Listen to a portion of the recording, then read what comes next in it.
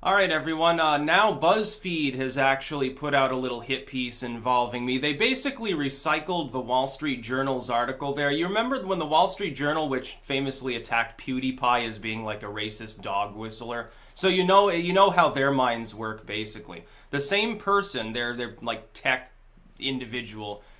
Before he moved on to, I think, the New York Times or a group that's larger than the Wall Street Journal, his very last article mentions three YouTubers and basically says the same thing, mostly, that this Buzzfeed article is saying. It mentions InfoWars because they're like the eternal boogeyman of the left, middleman media.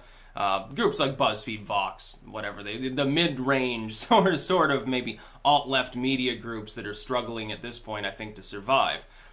Myself, and then BP Earthwatch. I don't know if BP Earthwatch is mentioned in this, but they basically took the same, BuzzFeed that is, they took the same premise, which is that YouTube screws with its recommended video system and it benefits people like me. They took the same faulty premise and recycled it. Now, here's the thing. BuzzFeed is technically correct on one count within this entire article, and it's the same one that Wall Street Journal got right. If you're going around YouTube, then through several steps of separation, it is possible to see my videos or Alex Jones or something a few steps removed from a TED Talk or something. That's what they mention, or any other mainstream content, lamestream content, boring content. However, if you go to my videos, quite often you'll find that the only recommendations you get are from groups like CNN or BuzzFeed or MSNBC. A lot of people have complained actually about that. YouTube's recommended algorithms disproportionately favor priority creators and large creators. Those people get preference over others. That is, there are two groups of people that are privileged under YouTube's current system to occasionally be on the recommended list for other users. People who are not perpetually limited state-addled users who have large audiences. I would be on that list. InfoWars would be on that list. Haven't had an account strike in almost a decade. The last was only about copyright then too, I think 10 years ago. I think literally that was in 2008. It's the last time I got a strike on YouTube. So it's been a while. And priority creators. Now, priority creators, they don't have to have a large audience. They're verified, number one. And typically they belong to groups like a CNN or a BuzzFeed or something, a company that's established and has supposedly journalistic credibility, or it's mainstream, like Jimmy Kimmel's a priority creator. It doesn't matter what he's talking about. He can talk about things that would get other people demonetized. Priority creator means favorable treatment in all algorithms on YouTube. Search, recommended, no AdSense removal, no matter how edgy the content is. Jimmy Kimmel could moon the audience and put it uncensored on YouTube. He could still get ad revenue from it. Nobody would have a problem with it.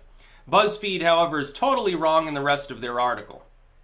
For instance, they use Rational Wiki to say, Styx Hexenhammer, the accused Holocaust denier. Well, number one, that's not actually what's in the Rational Wiki article if you read it. They're claiming I'm a revisionist, which also isn't true, but BuzzFeed doesn't actually do research, it seems. They basically stripped apart the Wall Street Journal article, I guess Googled me and some other creators, and then grabbed some screenshots and put this on here. Also, I will tell you another thing. Here's another thing that you have to understand. If you're not using ad blocking software to block certain scripts, you are going to get tailored recommendations from Google based on what you're searching for. So if you're BuzzFeed and you're searching deliberately for edgy content to write about, you are disproportionately going to get edgy content in your recommended videos. It's as simple as that, but here's the problem. The average person that reads this article isn't actually going to delve into it and research it for themselves. They're just going to take BuzzFeed's word for it because they're a BuzzFeed fan. It becomes a problem. This is a problem even for the alt media. If I put stuff out there, I can be wrong and people will accept it as true anyway simply because they're generally fans of the content. It can be a problem. Accuracy is important. I think honestly, and we see this with like hit pieces from BuzzFeed, and it comes from the right as well. You get hit pieces from Breitbart or Drudge maybe on left-wing targets that are within the alt media. One thing is, we actually have a reason to be credible and sort of make sure that the content that we're talking about is true, because otherwise we get attacked with smear pieces by BuzzFeed and groups like that. Now, I find it very funny. it's hilarious how everybody on the alt-left, a Buzzfeed, a Vox, a Wall Street Journal, a Holt, a right-wing watch, will ruminate on me and assume that I'm far right. Let me ask you this. How many of these people who are attacking me have ever debated an alt-righter successfully? Because I did, with Richard Spencer. It was the #1 stream on YouTube. And I won. I actually succeeded. None of these people have ever done so. How many of them have ever edited like a work of Jewish mysticism? I've edited 4 of them. I'm on number 5 right now. I'm a total Nazi. That's the insinuation that they're getting, that they give. Yeah, proud libertarian for 10 years is a Holocaust denier because of an out-of-context edited video clip from a half-decade ago. Okay, makes perfect sense. Now, what it's really about is they want to get people who are, like, angry at me. They want to get people to attack my content and downrate it, probably. Or put pressure on YouTube, I don't know, to put my stuff in limited state or restricted mode or something. It's already in restricted mode. Don't worry, your kids at school that aren't logged into an account aren't seeing much on my channel that's not lasagna gardening. So you don't have to be too worried about it. By the way, that's fine by me because I think that my content generally is a little too intelligent for people that are quite young. It's also too intelligent for the average Buzzfeed editor, I guess, because nobody bothered to look into my content. No, just I'll read through the line here. Kaiser and Rauschfleisch, I think I'm pronouncing that correctly, I'm not sure, found that channels with little or no political content, such as one that creates video remixes and mashups, saw the algorithm suggest conspiracy channels like Jones and accused Holocaust denier Styx Hexenhammer 666. The recommendations also included PewDiePie, the biggest channel on YouTube. Well, I'm surprised you didn't come out and say accused Holocaust denier PewDiePie, honestly, and devil worshipper Styx Hexenhammer. Look, I've faced this sort of bullshit propaganda before from the religious right 10 years ago. I know what it's like. It's the same slimy bullshit, really, that's been going on that entire time. But here's the thing. Here's what you're not, I guess, looking into. Check the metadata for the tags of those videos that are having my videos or whatever show up on them. Do you think there's any similarity there that in YouTube's mind links those videos together because they're on similar tagged topics? Yeah, probably. That's probably why you're seeing it. If someone's creating a video remix and they're talking about technological things, they're probably going to see videos occasionally from me on tech things, like the fact that I like the alt media, which takes place largely online, free speech online, the concept of net neutrality, things of that nature. By the way, none of which has to do with the Holocaust. You know, look through my content, see how often I talk about those things. You're going to find a lot of alt tech. You're going to find a lot of general current events and some gardening and MREs. You're not going to find much on Auschwitz or whatever you think that I ruminate over on a regular basis. I'm just scrolling through this because it's actually funny. Oh yeah, and then they have a little connection map, like a little mini universe that shows the connections between these things. Well, yeah, no shit. If you have a website, everything on it is hopefully interconnected by recommended videos and algorithms. That's sort of the name of the game. What, you're expecting that everything gets segregated? Oh, that's exactly what you would want to do. They want to segregate the lamestream content that everyone searches for from dangerous things like me. I'm dangerous because I say BuzzFeed is full of shit. And I say it to a large enough audience, I guess, to get my message through to a few people who hopefully then don't use BuzzFeed again.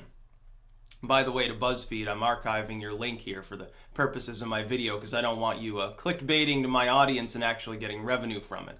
YouTube automatically generates channel suggestions under the related channel sidebar on the main page of an account. A channel owner has the option to have their own curated list of recommended channels. Actually, I didn't know that until fairly recently. I've got to go through and curate that myself. It's actually helpful, so one good thing about the article. But yeah, I mean, this is bullshit propaganda. They don't know anything about my content other than, it's like a game of telephone. What they know from my content comes largely from the Wall Street Journal hit piece. The Wall Street Journal hit piece was prefaced on the Right Wing Watch hit piece. The Right Wing Watch hit piece was prefaced on Rational Wiki and apparently some alt-left trolls that decided to pick a fight with me. It's like Holt says, oh, I released this video clip. No, actually, it was on there before. You saw it from other users. You then, without apparently knowing anything about it, replicated it across Twitter in order to get your friends to brigade me. That's basically what happened. Didn't work. Everyone that is a fan of my content knows that it's full of shit, but you know, you can cater to your increasingly small crowd. It's like I watch the Blaze or MTV News and some of these sites that, you know, from the earlier gen internet era struggle to really impact anything in the social media era. And now the social media era is winding down. You do realize that at the end of this paradigm, you're going to get a new wave of tech. One way or the other, it can be big tech shoots off and does its own thing, or it could be all tech. It doesn't matter. Now you're gonna be left behind again before you even establish yourself in the last generation of internet technology. It will happen.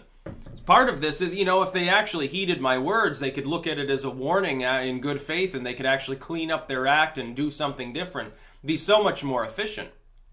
These people still require their 7-figure salaries in their studios. Like, how much money does Buzzfeed make? It's probably less than it made in the past, but it's still a major company, I think. Or they have a physical address. They have a post office box. They have someone to read the mail and somebody to clean the floors. Let's put it that way. Okay, so maybe a small business. Who fucking cares?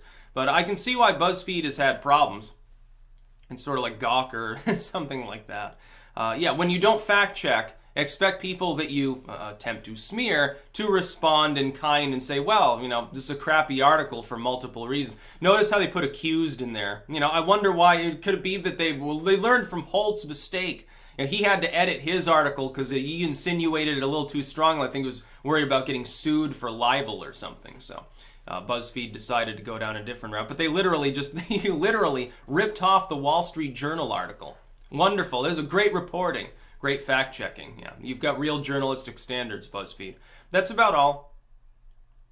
Peace out.